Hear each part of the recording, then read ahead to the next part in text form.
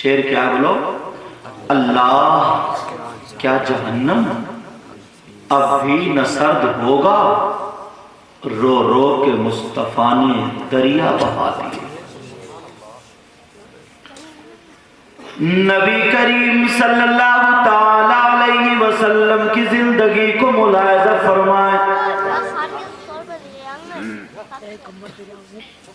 دنیا کا بچہ پیدا ہوتا ہے تو روتا ہوا پیدا ہوتا ہے،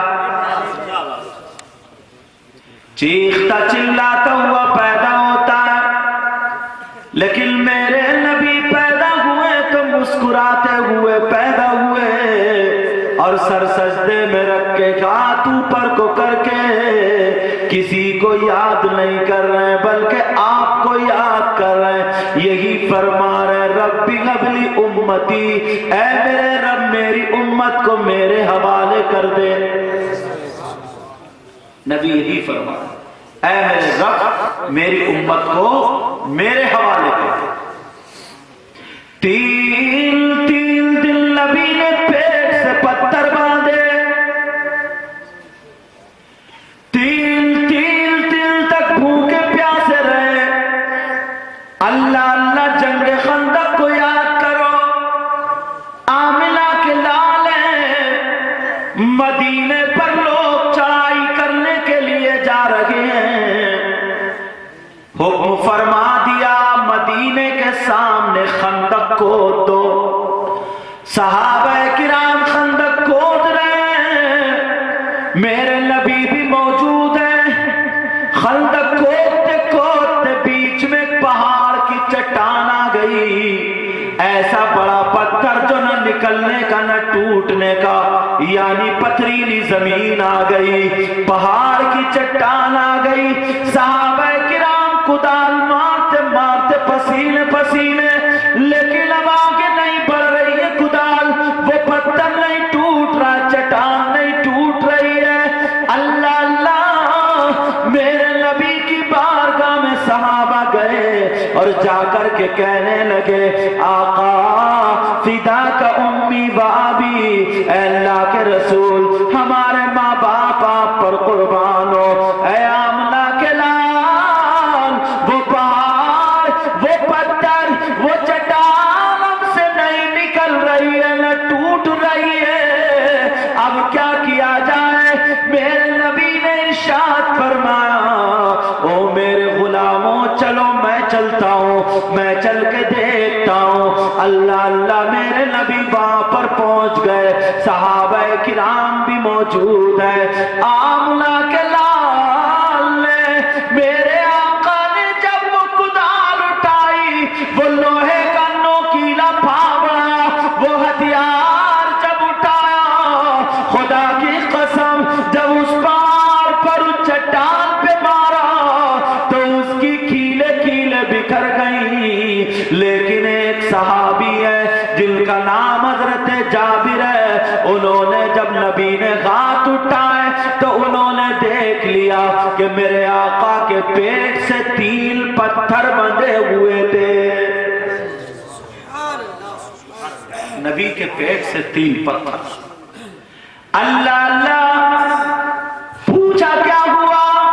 تو آمنہ کے لال نے 3 دن سے کوئی کھانے والی چیز چکی نہیں تھی، کوئی چیز نہیں کھائی تھی۔ اللہ اللہ حضرت جابر رضی اللہ تعالی عنہ چپکے سے چلے آئے، صحابہ میں سے نکل کے سیدھے اپنی بیوی کے پاس آ گئے، اور آنے کے بعد کہنے لگے او میری شریک حیات، او میری باوفا بیوی، خدا کی قسم میری آنکھوں میں آنسو آ گئے، میرا دل پگھل گیا، رو رو کر کے اپنی بیوی سے کہنے لگے او میری شریک حیات، آج میں نے نبی کو بھوکا دیکھا جو 3 دن سے نبی نے کچھ کھایا نہیں ہے، اگر اپنے گھر میں کچھ کھانے پینے کا ہو تو اسے بنا لو، میں نبی کی دعوت کر دوں گی، میں نبی کی دعوت کر دوں گا، میں نبی کو بلا لوں گا، میں آج موقع کھانا کھلا دوں گا۔ اللہ اللہ حضرت جابر کی بیوی نے کہا او میرے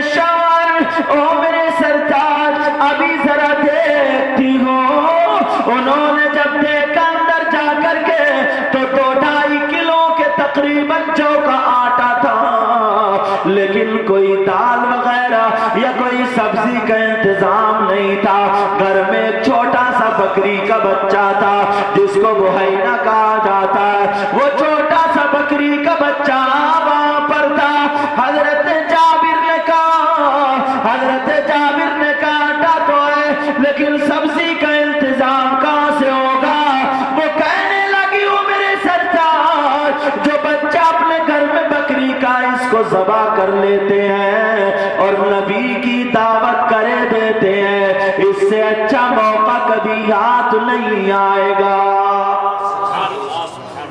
حضرت جابر نے کہا کہ ٹھیک ہے۔ حضرت جابر نے کہا چلو میں پہلے اس کو ذبح کر دوں۔ اللہ اللہ، حضرت جابر نے اس بچے کو ذبح کر دیا۔ ذبح کرنے کے بعد سیدھے نبی کی بارگاہ میں چلے گئے۔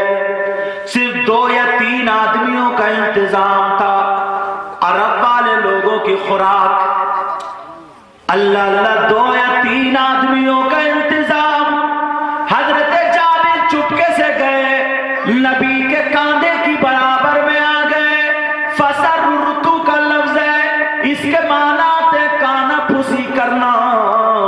برابر میں آ کر کے نبی کے کان میں چپکے سے کہہ دیا آقا آپ کی میرے یہاں دعوت ہے، اگر چاہیں تو کسی 1 یا 2 صحابی کو ساتھ میں بھی لا سکتے ہیں، آقا اتنا ہی انتظام ہے۔ اے آقا آپ کی دعوت ہے۔ میرے نبی نے کہا ٹھیک ہے۔ حضرت جابر ادھر ہوئے، میرے نبی نے فرمایا اغل خندق، اے خندق والو سنو۔ نبی نے جب اعلان کیا تو صحابہ نے اپنے پھاوڑے رکھ دیے، اپنے ہتھوڑے رکھ دیے، کھودنے پتھر توڑنے والے ہتھیار رکھ دیے، ہاتھ باندھ کے کھڑے ہو گئے۔ او آمنہ کے لال، اے کائنات کے مالک و مختار، اے سیاہ غلام کا، اے خاتم پیغمبرا، اے رہبر انس و جا، اے مونس غریبا، ندیم خستہ جا، اے آقا بھوکوں کو کھانا آپ کھلاتے ہیں، آقا جن کا ذکر قرآن میں توبہ یاسین، کئی مزمل کے کئی یاسین کے آیا ہے۔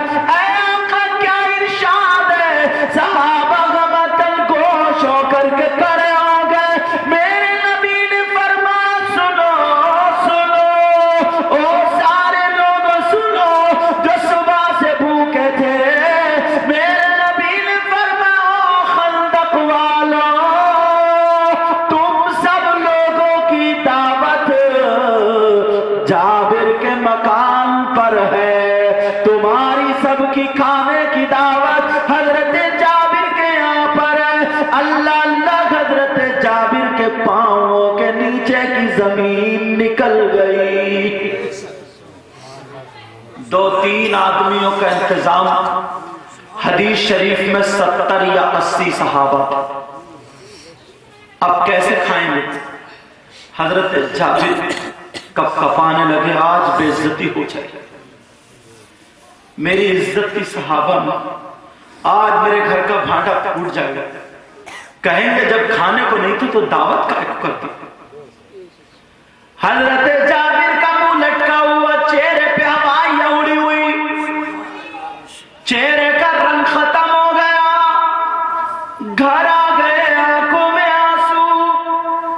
حضرت جابر کی بیوی کہنے لگی او میرے سرتاج، او میرے پیارے شوہر، او میرے پیارے پیارے شوہر، پریشان کیوں ہو؟ کیا نبی نے دعوت قبول نہیں کی؟ کیا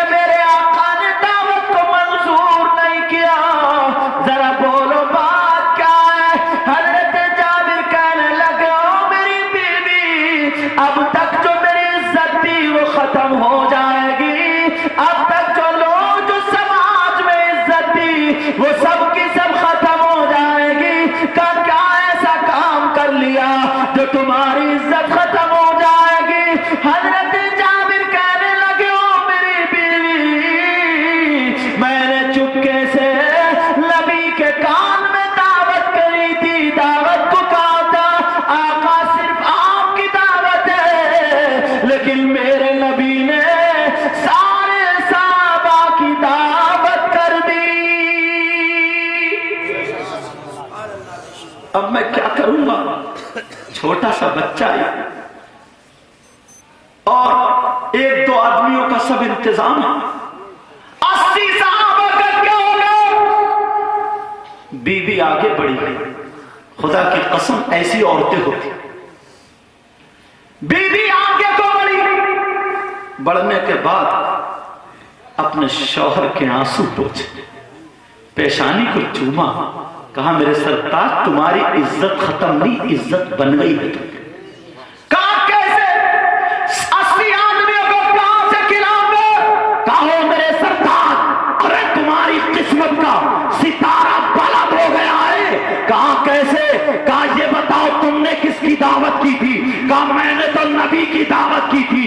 بولے باقی لوگوں کی کس نے دعوت کی ہے؟ بولے نبی نے دعوت کی ہے۔ تو کہا گھبراتے کیوں ہو؟ ہم تو آقا کو کھلائیں گے، باقی کو میرے آقا جانے کیسے۔ اللہ زندہ باد، نعرہ تکبیر، نعرہ رسالت، نعرہ غوثیہ۔ دعوت کرنے والے جابر تم نبی کی ہو، لیکن میرے نبی نے دعوت کی ہے، جابر پریشان مت ہو، میرے آقا خود کھلائیں گے۔ حضرت جابر تھوڑا خوش ہو گئے، میرے نبی کی بارگاہ میں گئے، حضرت نبی جابر پہنچے، میرے آقا نے فرمایا او جابر سنو سنو، تم ایسے ہانڈی میں جب گوشت ڈالو تو مجھے بلا لینا، جب آٹا گوندو تو مجھے بلا لینا۔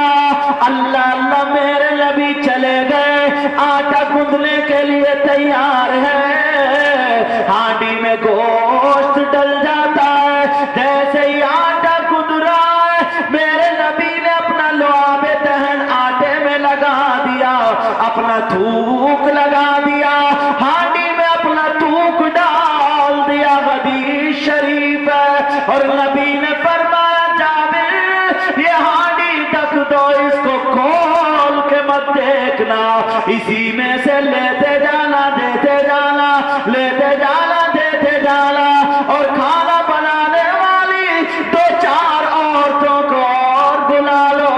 اللہ اللہ بلا لیا گیا، آٹا بھی میرے نبی نے ڈھک دیا تھا، کہا لیتی رہنا اور پکاتی رہنا۔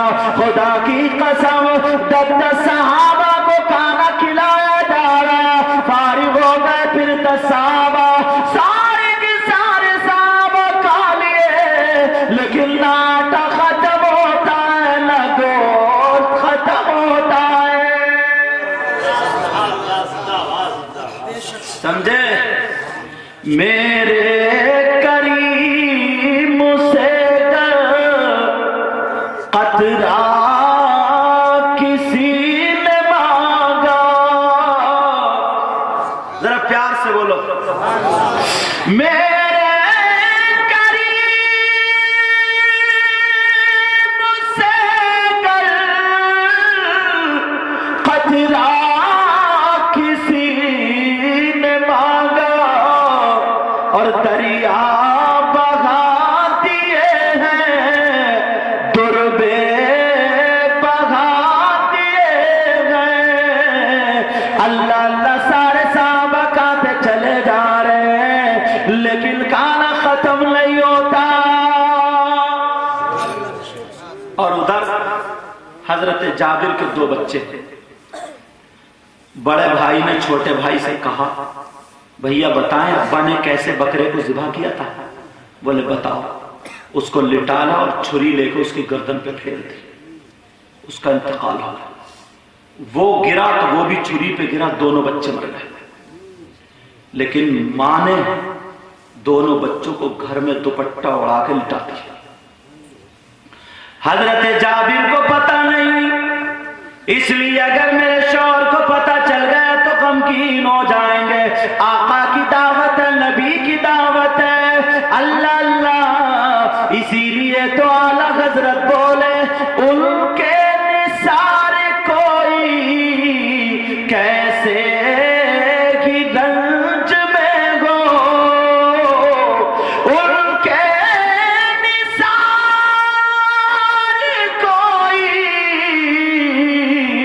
کیسے ہی رنج میں ہو، جب جب یاد آ گئے سب غم بلا دیے گئے.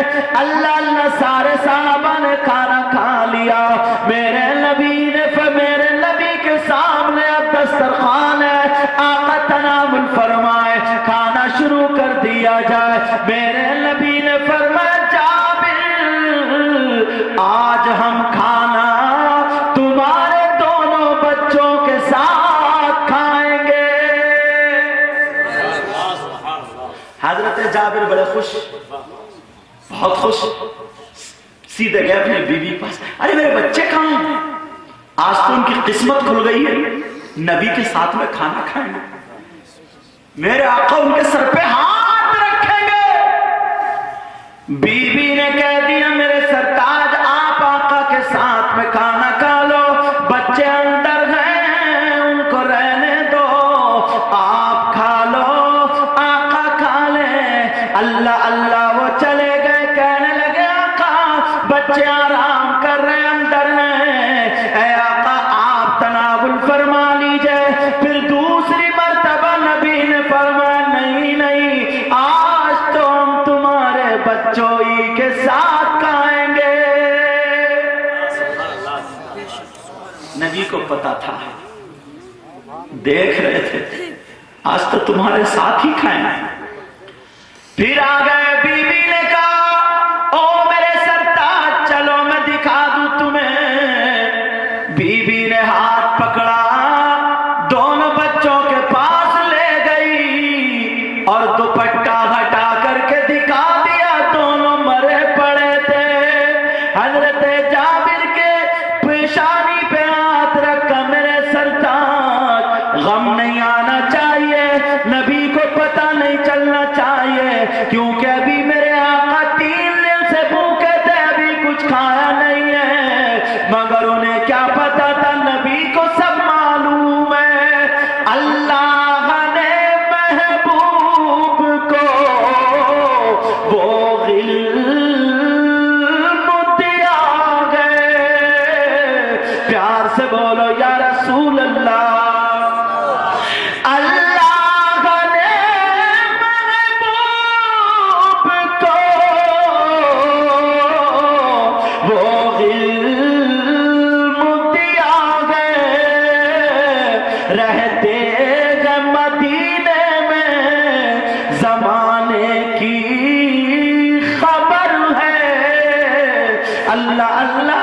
حضرت جابر نے آ کر کے کہہ دیا آقا آپ تناول فرما لیں, بچے ابھی لیٹے مجھ سے اٹھ نہیں رہے. اے آقا وہ اٹھ نہیں پا رہے. میرے نبی دسترخوان سے اٹھے اور کہنے لگے جابر ان بچوں کو تم بھی نہیں اٹھا سکتے, تمہاری بیوی بھی نہیں اٹھا سکتی, مگر محمد عربی ضرور اٹھا دے گا. اللہ اللہ میرے نبی چل رہے. حضرت جابر روک رہے, کہہ رہے آقا او پیارے آقا آپ کھا لیں. میرے نبی نے کہا جابر چھوڑو مجھے جانے دو. اللہ اللہ اندر گئے, دوپٹہ اٹھایا, ہاتھ پیرا کا بچوں کائنات کا امام آیا ہے, تمہارے ساتھ کھانا کھائے گا, اٹھو. اے اللہ ان کو زندہ کر دے.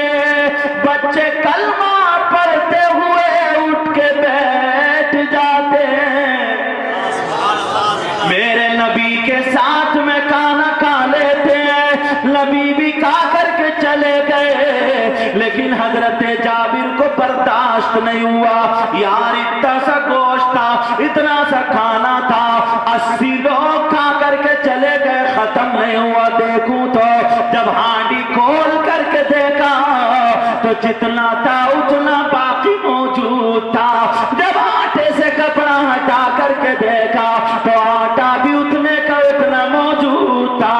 میرے نبی نے فرمایا جابر اللہ کی قسم کھا کر کے ہم کہتے ہیں اگر یہ ہانڈی قیامت تک نہیں کھلتی تو کبھی اس کا سالن ختم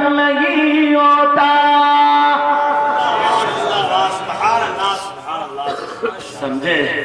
وہ نبی، اسی نبی کے پیغام تمہیں دینے کے لیے جا رہا ہوں۔ شادی میں نبی کا ذکر ہونا چاہیے، اس لیے نبی خود فرماتے ہیں النکاح من سنتی فمن رغب عن سنتی فلیس منی۔ نبی فرماتے ہیں نکاح میری سنت ہے، اور ڈھول بجانا شیطان کی سنت، ڈی جے بجانا شیطان کی سنت، گانے ناچنے والی عورتوں کو بلانا، ناچنے والے آدمیوں کو بلانا، یہ سب اللہ کو ناراض کرنا، رسول اللہ کو ناراض کرنا اور شیطانوں کو خوش کرنا۔ سمجھ میں آ رہی؟ کس کو خوش کرنا؟ شیطانوں کو خوش کرنا۔ میرے بھائی بہت سارے ایسے بھی ہیں، ہم نے دیکھے ہیں 14 15 سال ہو گئے ان کی شادی کو اللہ نے اولاد نہیں دی، اور اللہ نے جسے اولاد دے دی جوان بیٹا ہوا، شادی ہو رہی ہے تو وہ ناچ گانے کی طرف کو چل پڑا۔ کس کی طرف کو چل پڑا؟ ناچ گانے کی طرف۔ اچھا ایمانداری سے ایک بات بتاؤ، نبی کی کتنی بیٹیاں تھی؟ 4، 2 بیٹے، ایک روایت میں 3 بیٹے، سمجھ رہے؟ اچھا، چاروں بیٹیوں کی نبی کی شادی ہوئی ہے؟ نہیں ہوئی ہے؟ ہوئی۔ نبی کی، او بیٹا کیسے لحاظ کی کھینچا تانی کر رہا ہو یار، آڑ کا چھوڑو گے کیا تمہیں؟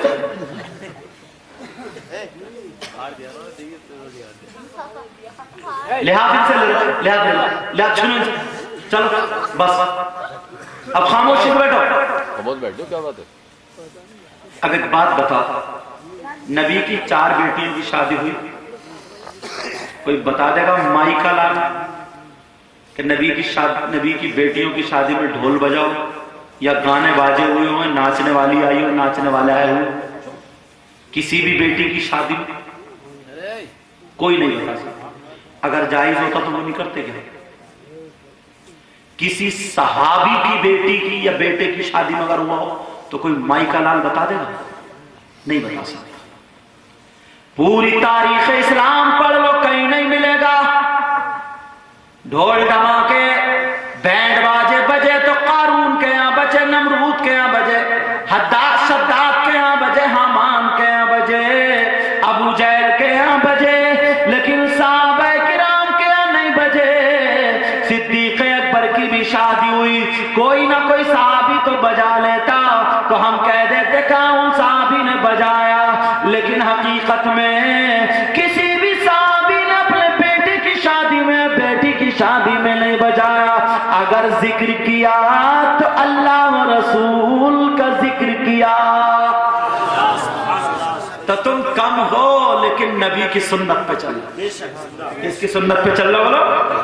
مجھے معلوم ہے بہت زیادہ کم ہے، لیکن میں شادی کے تعلق سے چند باتیں بتاؤں۔ حضرت امام حسین پاک کے بیٹے جن کا نام امام زین العابدین، ان کے بیٹے، ان کا نام امام باقر، ان کے بیٹے، ان کا نام امام جعفر صادق، جن کی پوڑیوں پہ فاتح ہوتی، کہتے پونڈے بھر رہے ہیں۔ سمجھ میں آ گئی؟ انہی کا بیان سنو۔ ان کے پاس مریض آئے کچھ، تو انہوں نے دیکھا، حساب نکال کر کے انہوں نے کہا اس پہ جن کا اثر ہے، یہاں تک کہ اس جن کا نام بھی بتا دیا انہوں نے، اس کا اثر۔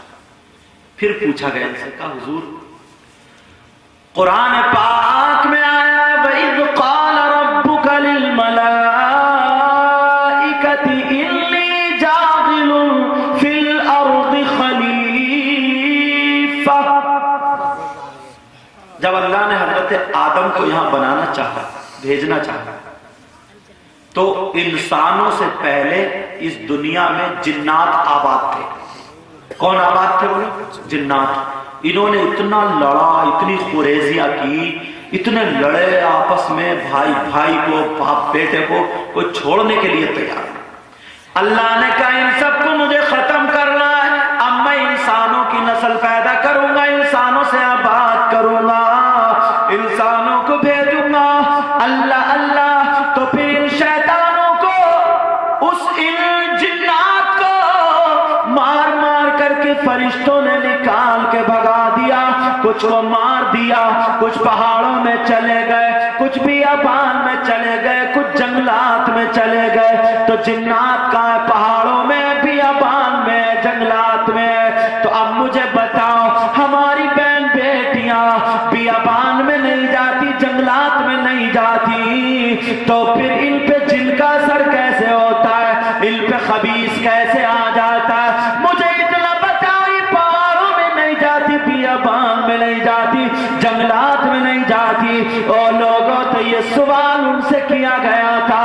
تو حضرت امام جعفر صادق کہتے ہیں، سنو ان کا بیان ہے، جس گھر میں اگر مزامیر بجے، جس گھر میں ڈھول تاشے گانے باجے ہو جائے، جس گھر میں کھیل کود ناچ ہو جائے، تو ڈھول کی دھمک اور اس مزامیر کی جھنکار سے 70 میل ادھر، 70 میل ادھر، 70 میل ادھر، 70 میل ادھر، چاروں طرف سے 70 میل سے وہاں پر شیاطین آ جاتے، جنات آ جاتے، بھوت آ جاتے، خبیث آ جاتے ہیں۔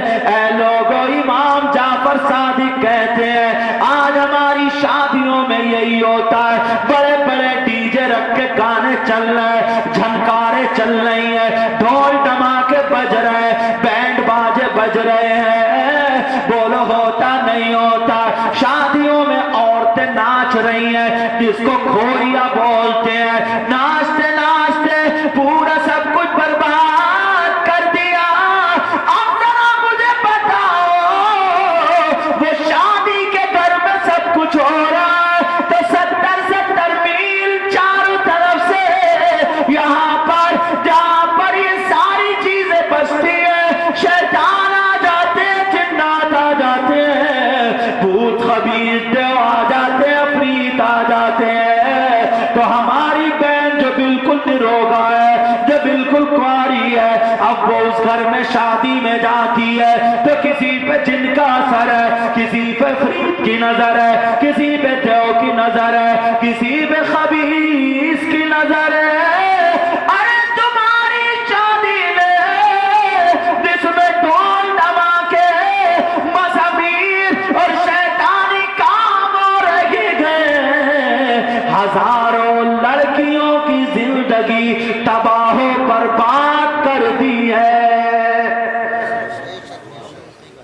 اس باپ سے پوچھو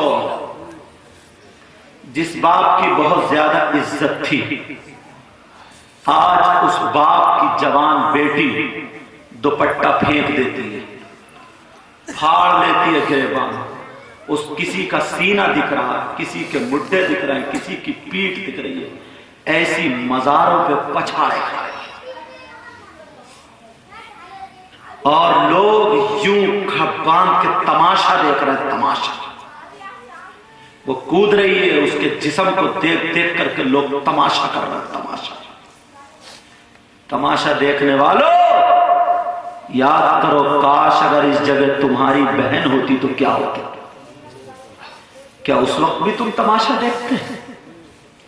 ان تماشا دیکھنے والوں سے کہہ دینا، اگر اس جگہ تمہاری بھانجی ہوتی تو تم ایسے ہی کولیا باندھ کے دیکھتے؟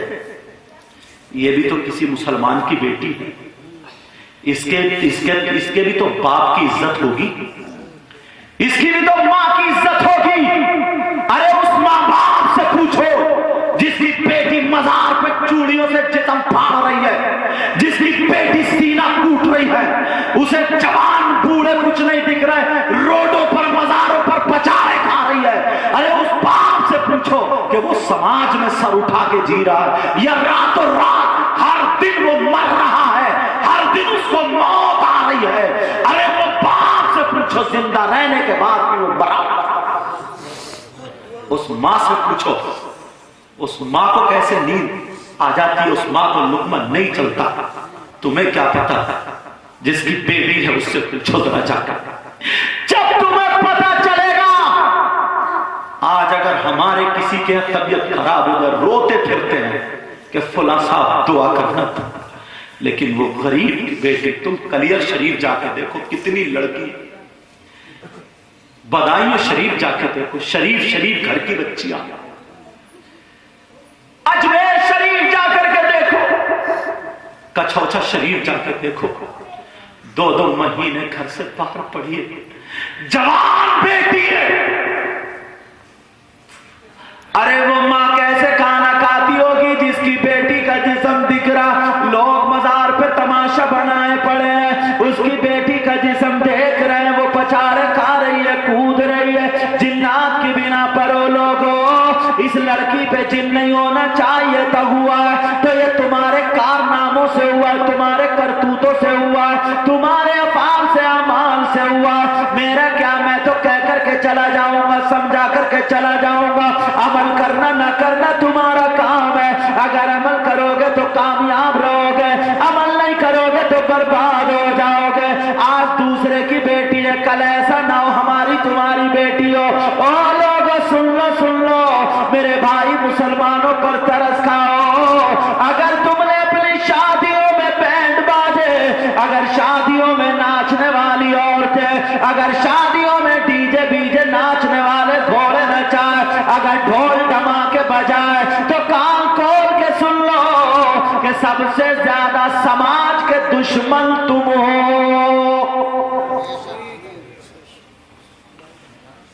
नाम नहीं बताऊंगा, मुझे इत्तला मिली है कि 2 दिन से उसके घर में खोरिया हो रहा है। अभी शादी में खोरिया जानते, औरतें नाच रही हैं, औरतें। ला हौला वला कुव्वता इल्ला बिल्लाहिल अलीय्यिल अज़ीम। कितना समाज नीचे चला गया।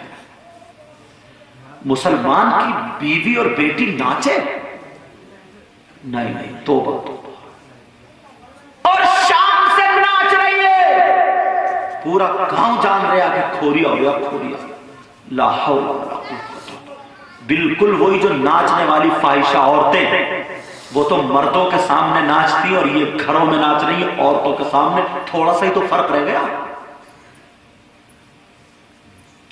अपने घर पे कंट्रोल करो। ये तो नाच रही है, गौसे पाक से सुनो, हज़रत जुनैद बगदादी से पूछो। इनसे सवाल किया गया, हुजूर घर में बरकत क्यों नहीं होती, खैर बरकत नहीं है?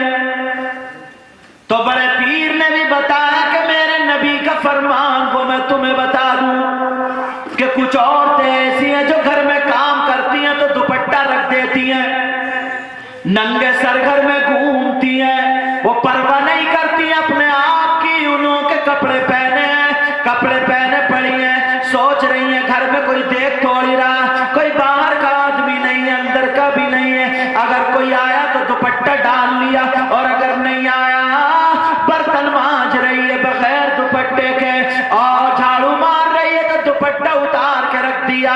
80% औरतें काम कर रही हैं, रोटी बना रही है तो सब कुछ उतार के रख दिया, यानी दुपट्टा उतार के रख दिया, नंगे सर बना रही है। वो समझ रही है मुझे कोई देख थोड़ी रहा, मैं किसी से बेपर्दा थोड़ी हूँ, कोई बाहर का आदमी नहीं देख रहा, मेरा घर चारों तरफ से बंद है, लेंटर भी है, दीवारें ऊंची ऊंची है।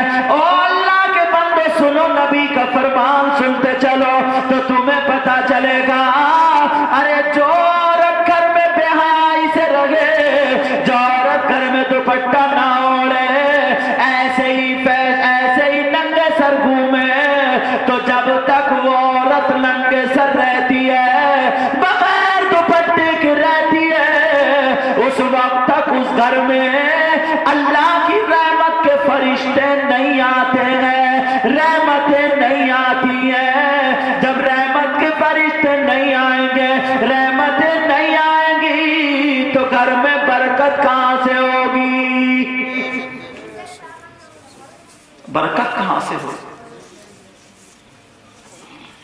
نبی کریم صلی اللہ علیہ وسلم نے تمہارے لیے پیٹ پہ پتھر مارا،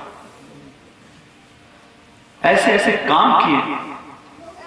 حضرت عثمان غنی بہت بڑے مالدار تھے، اتنے بڑے مالدار تھے کہ ایک مرتبہ انہوں نے نبی کی دعوت کر دی۔ نبی کی جب دعوت کی، نبی نے قبول کر لیا، بلانے کے لیے گئے، آقا سے کہا آپ آگے آگے چلیں، غلام پیچھے چلے گئے۔ نبی آگے چل رہے تھے، چلے، ایک قدم نبی نے رکھا تو حضرت عثمان غنی بولے واحد، دوسرا اسنان، ثلاثہ، اربع، گنتے چلے جا رہے ہیں، 1 2 3 4 5 6۔ نبی نے پلٹ کے دیکھا، عثمان کیا کر رہے ہو، کیوں گن رہے ہو؟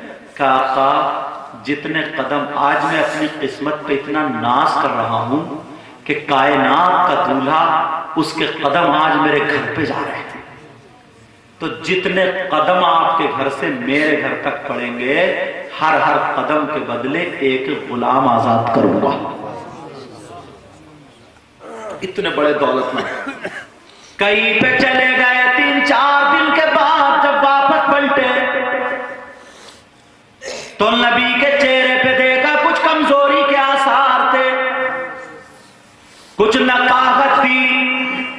حضرت عثمان غنی نے نماز تو پڑھ لی، آقا کی خیریت بھی پوچھ لی، مسافہ بھی کر لیا، لیکن بلال ملے گا، بلال کیا بات ہے، آج میں نبی کا چہرہ تھوڑا ایسا دیکھتا ہوں جیسے کہ انرجی کم ہو، تھوڑی سی کمزوری سی محسوس ہو رہی ہے، نقاہت محسوس ہو رہی ہے، بلال کیا بات ہے؟ بلال بولے آپ ہی اندر گھر جا کے پوچھ لو۔ حضرت عثمان پہنچ گئے، دروازہ کھٹکھٹا، حضرت عائشہ بولی کون ہے؟ حضرت عثمان بولے ماں پوری دنیا کے امتیوں کی ماں، مومنوں کی ماں، آپ کے گھر کا غلام عثمان ہے۔ کیوں آئے ہو عثمان؟ کہا آقا کے چہرے پہ میں نے تھوڑی سی نقاہت دیکھی، کمزوری سی دیکھی، کیا بات ہے؟ اتنا جب کہا تو حضرت عائشہ کی ہچکی بند گئی اور روتی ہوئی پردے میں اندر چلی گئی، کہتی ہوئی چلی گئی، او عثمان آج 4 دن ہو گئے، صرف دودھ کا پیالہ ہوتا ہے اور 1 یا 2 یا 3 کھجوریں ہوتی ہیں، تمہارے نبی نے کوئی روٹی کا بھی تک ٹکڑا بھی نہیں کھایا ہے۔ اللہ اللہ، حضرت عثمان سیدھے گھر گئے، بوری کاندھے پہ اٹھائی اور سارا سامان، دال، نمک، مرچ لے لیا۔ 20 غلام گھر پہ تھے، نوکر پانی پلایا کرتے تھے عثمان کو، لیکن آج نبی کی بارگاہ میں بوری ڈال۔ ارے عثمان غنی حملے کے، بولے نہیں آقا کا میں غلام ہوں۔ بوری ڈال کے سیدھے گھر گئے، میرے نبی کے گھر میں حضرت عثمان غنی نے جھاڑو ماری۔ اللہ اللہ، کھجوروں کے پتوں سے میرے نبی نے جھاڑو دی، اور جھاڑو دینے کے بعد میرے نبی چولہے میں، میرے نبی کے غلام چولہے میں آگ جلانے لگے، اپنے ہاتھ سے آٹا گوندا۔ ارے وہ عثمان، اسے کیا پتا تھا کیسے آٹا گوندے گا، جس کو پانی تک نوکر پلاتے ہو، اتنے بڑے باپ کا بیٹا، اتنا مالدار، اللہ اللہ، آٹا جیسے بھی گوندا گوندا، اب آگ جلا رہے۔ حضرت عائشہ نے پردے کی آڑ سے دیکھا تو جب آگ میں پھونک مارتے ہیں، حضرت عائشہ کا بیان ہے، ایسا لگتا تھا کہ عثمان کی داڑھی سے دھواں نکل رہا ہے۔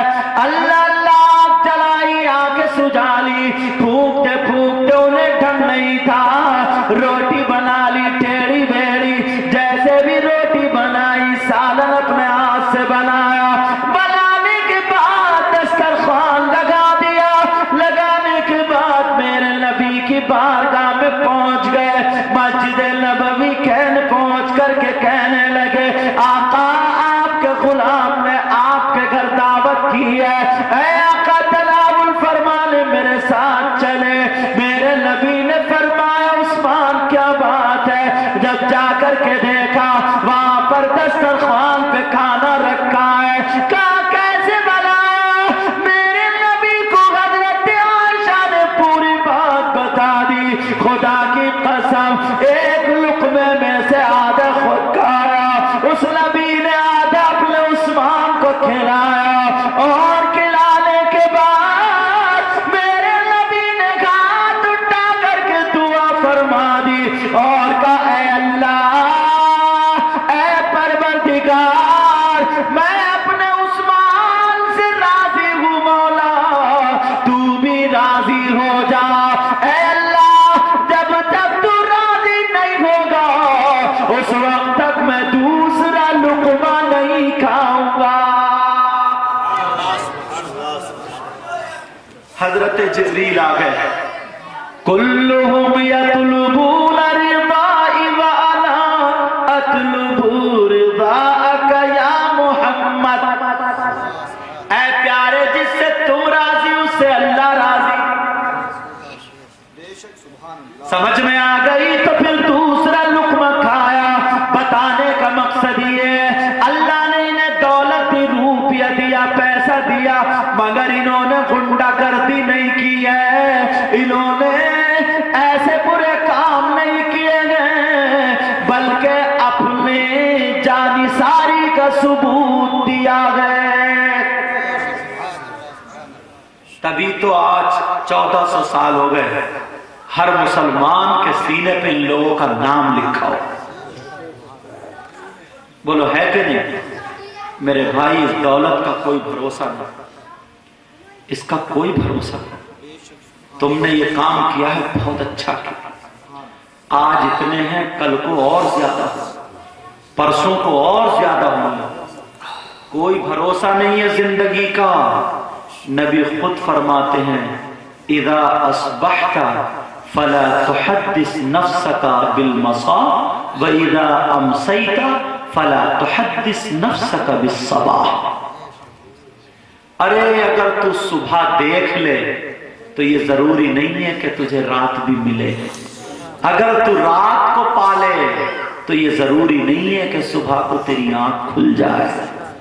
میرے بھائی ہر وقت اللہ سے توبہ کرتے رہا کرو، اپنا نفس موٹا مت کرو، شیطانوں کو راضی مت کرو، شیطانوں کو راضی مت کرو، شیطانوں کو راضی مت کرو۔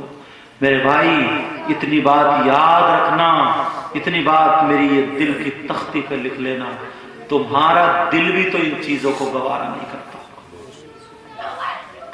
بھلے چاہے آدمی تماشا دیکھتا ہو، ناچنے والی عورتیں نچنیاں جو ہوتی ہیں ان کو دیکھے، لیکن اس کا دل یہ گوارا نہیں کرتا ہوگا کہ یہ دیکھنا ٹھیک ہے، دیکھ رہا لیکن اس کا بھی دل یہ گوارا نہیں کرتا ہوگا یہ دیکھنا ٹھیک ہے۔ بینڈ باجا بھلے تم بجاؤ کودو کچھ کر رہے ہو، لیکن تمہارا دل گوارا ہرگز نہیں کرتا ہوگا کہ یہ ٹھیک ہے۔ بولو کرتا ہے کیا؟ ایمانداری اگر ہے، کیونکہ اسی چیز کا نام ایمان ہے۔ کبھی نہیں عورتوں کا کھوریا اوریا ناچ رہی ہیں لیکن ان کا دل کبھی گوارا نہیں کرتا ہوگا کہ یہ ٹھیک ہے۔ یہ دل کی کیفیت ہے۔ ڈھول دھماکے یہ ساری خرافاتیں بجا رہے ہو، تم سب کچھ کر رہے ہو، لیکن دل تمہارا گوارا نہیں کرتا ہوگا کہ یہ ٹھیک ہے۔ سمجھ میں آ رہی ہے؟ میرے بھائی میں تمہیں ہاتھ جوڑ کے خدا کا واسطہ دے کے جاؤں گا، خدا کا واسطہ، اپنے اندر سے خرافاتوں کو مٹا دو، اپنے اندر سے برائیوں کو مٹا دو۔ سمجھے؟ پہلے 4 امام ہیں، امام اعظم ابو حنیفہ، امام مالک، امام احمد بن حنبل اور امام شافعی۔ ان چاروں میں اختلاف ہے۔ اختلاف کا مطلب یہ ہے امام شافعی کے نزدیک نیت ناف سے اوپر باندھیں گے، امام اعظم کے نزدیک نیت ناف کے نیچے باندھیں گے، امام مالک کے نزدیک نیت باندھیں گے نہیں۔ سمجھ میں؟ امام احمد بن حنبل کے نزدیک پہلے مسواک کریں گے اس کے بعد نیت ہو جائے گی۔ سمجھ میں؟ اختلاف ہے لیکن چاروں برحق ہیں۔ کیا ہے بولو؟ چاروں برحق ہیں، لیکن ان لوگوں میں کبھی لڑائی نہیں ہوئی ہے، ان لوگوں میں کبھی لڑائی نہیں. غوث پاک تھے, ان کا سلسلہ قادری سلسلہ ہے. تو غریب نواز تھے, ان کا سلسلہ چشتی سلسلہ ہے. سمجھ میں آ گئی. صابر پاک ہے, ان کا سلسلہ صابری سلسلہ ہو گیا. سہروردی سلسلہ ہے, نقش بندی سلسلہ. یہ سارے سلسلے سلسلے سلسلے الگ نہر, یہ نہر وہ نہر وہ نہر, کسی نہر کا نام کچھ رکھ دیا, کسی کا کچھ رکھ دیا, کسی کا. یہ ساری کی ساری نہر کہاں جا کے ملتی ہیں؟ سمندر میں ایک ہو جاتی ہیں, سمندر سے نکلتی ہیں اور وہیں جا کے. یہ سب جتنی ولایت کی یہ نہریں سب حضرت علی میں جا کے ملتی ہیں, اور حضرت علی سے ہوتی ہوئی میرے نبی سمندر میں جا کر کے مل جاتی ہیں. سمجھ میں آ گئی. ان میں لڑائیاں نہیں ہوتی تھی. آج سمجھے فرقے بنا لیے ہیں, فرقے آج فرقے بنا لیے ہیں. قادری ہے تو وہ چشتی کو یہ سمجھ رہا پتہ نہیں کہ مسلمان ہے کہ نہیں, اور اگر چشتی ہے تو یہ سمجھ رہا کہ یہ صابری پتہ نہیں مسلمان ہے کہ نہیں. وہ ہے تو سہروردی کو, وہ ہے تو نقش بندی کو. یہ جبکہ سب نہریں سمندر ہی میں جا کے ملتی ہیں. یہ نہریں اس لیے پھوٹی ہیں, اس لیے نہریں پھوٹی ہیں کہ جس نہر میں جاؤ گے گر جاؤ گے, ڈوب ڈوب کر کے بہ بہ کر کے. نور کی یہ نہر ہے, اس میں جا کر کے میرے آقا سے مل جاؤ گے. مقصد یہ ہوتا تھا. اصل میں ولیوں کی معلوم ہے, میں تمہیں کچھ ایک بات بتا دوں. ولیوں کی جو ہوتی ہے جیسے آپ لوگوں میں کیٹیگری ہے, سمجھ میں آ گئی. کیونکہ ہائی اسکول کر لیا اس نے, پھر انٹر کر لیا, پھر بی اے کر لیا. اب بی اے کرنے کے بعد انسان گریجویٹ ہو جاتا ہے. کیا ہو جاتا ہے؟ گریجویٹ. کچھ شاخیں ایسی نکلتی ہے کہ انٹر کے بعد اگر اس نے انگلش سے کیا ہے, میتھ سے کیا ہے, تو آپ ڈاکٹری لائن میں جا سکتے ہیں, سمجھے. ادھر دوسرے اس سے کیا, آپ بی او میتھ میں جا سکتے ہیں, ادھر سے ایم بی بی ایس کر سکتے ہیں. ایسے ہی گریجویٹ جب ہو گیا, بی اے ہو گیا, تو اس کے بعد آپ ایم اے بھی کر سکتے ہیں, بی ایس سی بھی کر سکتے ہیں, یا ایم اے کے بعد بہت سارے راستے نکل کے آ جاتے ہیں. ایسے ہی سب کیٹیگری ہوتی ہے کہ پہلا, دوسرا, تیسرا, پانچواں, چھٹا. ایسے ولیوں کی شاخیں ہوتی ہیں. سمجھ میں آ گئی. ایک ہوتا ہے مجذوب.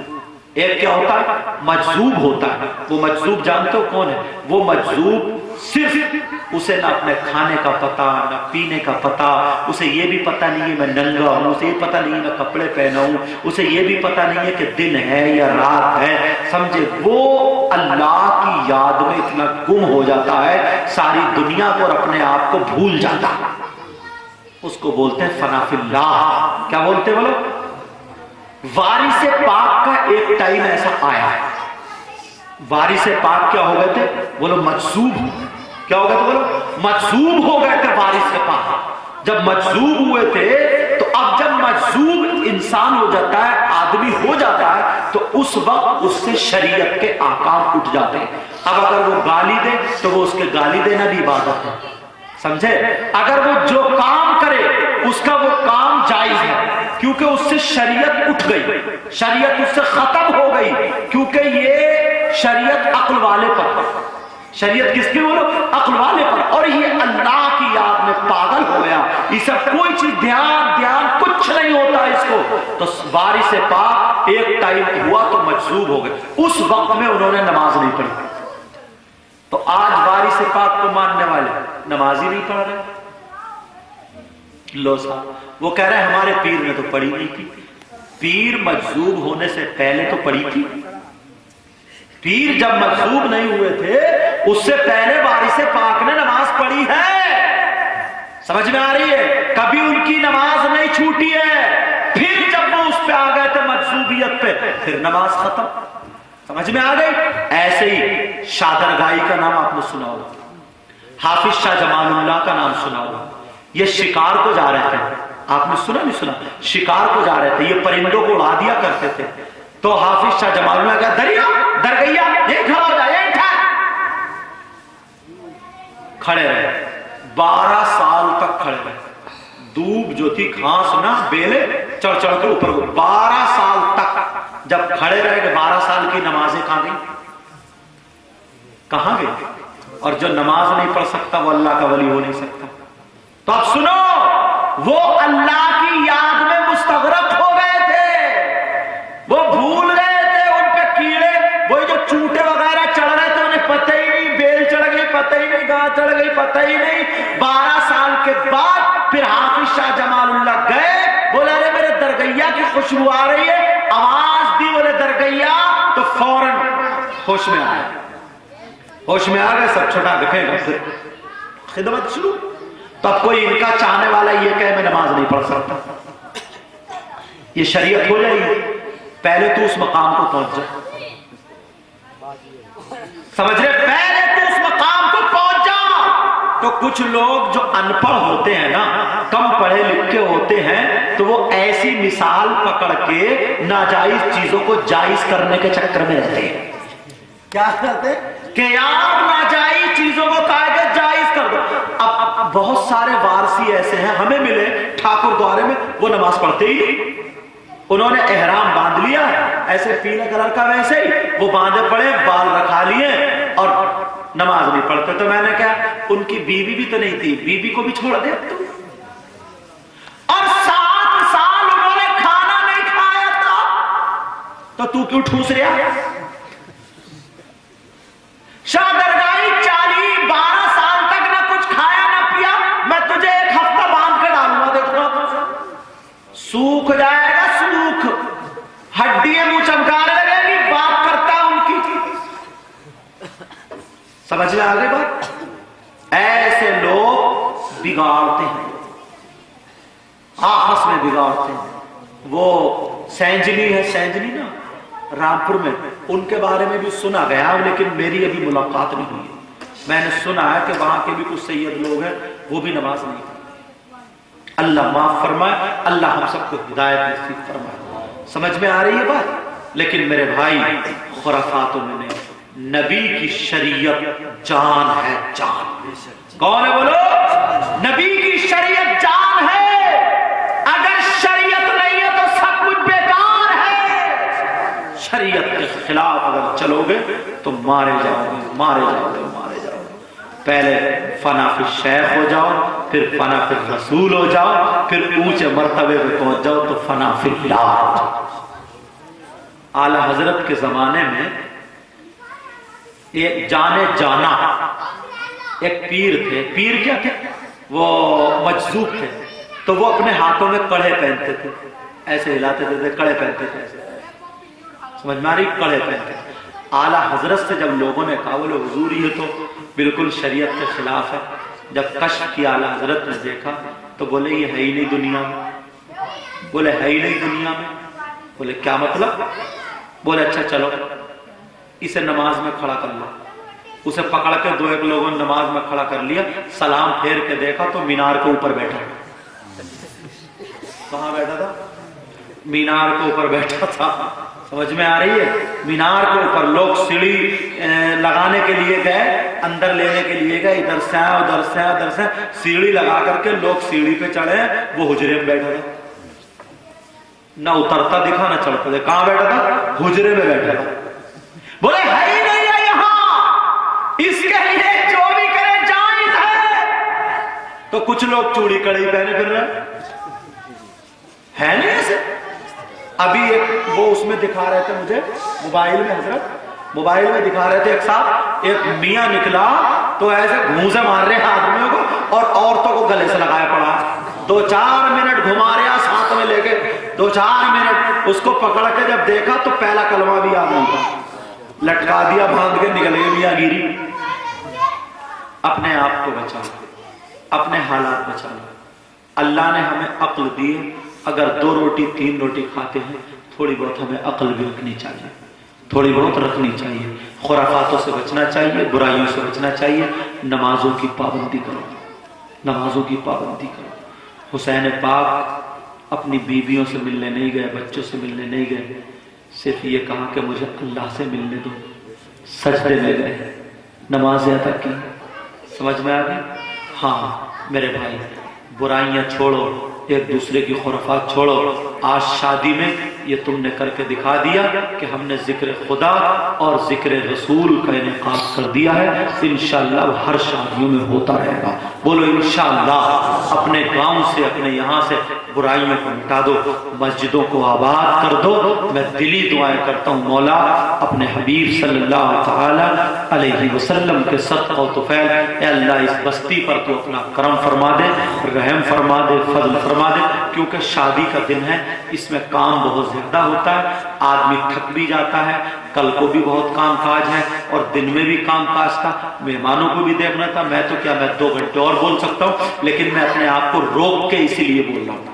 سمجھ میں آ رہی؟ پھر کبھی موقع ملا، اور اگر کبھی ہو شادی کا موقع ملے تو مجھے 11 بجے بٹھا دینا، 11 بجے بٹھا دو گے تاکہ میری 12:30 بجے تک تقریر ہو جائے۔ اس وقت تمہیں میں دل سے کچھ سنا دوں اور تم بھی سن لو، سمجھے؟ اب تو یوں سمجھ لو کہ تمہیں مبارکباد پیش کرنے کے لیے آیا ہوں کہ تم نے یہ بہت اچھا کام کیا۔